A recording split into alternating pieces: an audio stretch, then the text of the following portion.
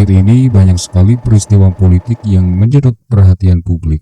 Terakhir, isu mengenai tuduhan dugaan mencuri start kampanye kepada tokoh politik Anies Baswedan. Sebetulnya terminologi mencuri start kampanye, apa pengertian kampanye, apa tidak sebaiknya sepanjang masa partai-partai politik dan para tokoh politik boleh berkampanye. Dalam pengertian dia mensosialisasikan gagasannya. Jika harus ada yang dilarang atau yang diatur, mungkin tempat-tempatnya saja, sedangkan masa kampanye harusnya bisa terus-menerus. Jadi istilah mencuri start mestinya ada di dalam periode. Ini kan di luar periode, jadi ada ketakutan orang untuk melihat kampanye di luar jadwal. Setiap hari mestinya partai politik sudah harus berkampanye. Sekarang kalau kita cuma menunggu nanti Ganjar versus Anies, kita tidak tahu isi pikirannya. Anggota legislatif juga mestinya berkampanye. Jadi terlihat betul bahwa gampangnya tidak akan ada pemimpin yang berkualitas. Tapi itu akan dibuat sedemikian rupa supaya penundaan pemilu bisa diloloskan. Mungkin juga akan dibuatkan perpu penundaan pemilu. Menurut Rocky Gerung, tuntutan mahasiswa supaya ada debat yang berkualitas itu pasti akan batal. Karena orang akan berpikir kalau debat berkualitas pasti yang diterima di kampus cuman Anies Baswedan.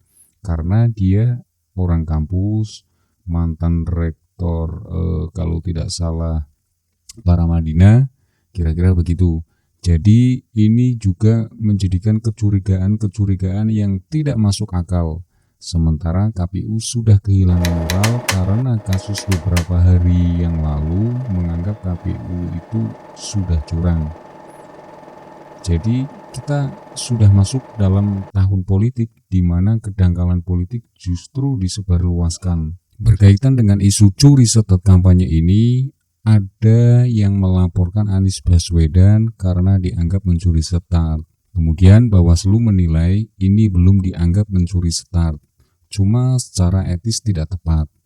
Masalahnya bagaimana dengan para pejabat publik yang menggunakan berbagai fasilitas negara justru untuk sosialisasikan dirinya untuk menjadi capres atau cawapres meski tidak secara terang-terangan. Kan banyak para pemangku kebijakan atau para pejabat yang menggunakan fasilitasnya justru untuk melakukan kampanye-kampanye, dan ini justru harusnya sanksinya lebih berat karena dia harusnya fokus terhadap apa yang harus dia lakukan untuk menjalankan fungsinya sebagai abdi negara.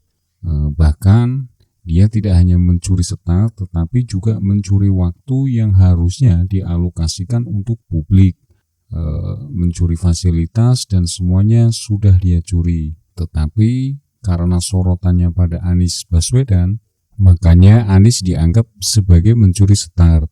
Kalau Anies dianggap mencuri start sebagai calon presiden, kita tahu bahwa koalisinya saja belum sepakat.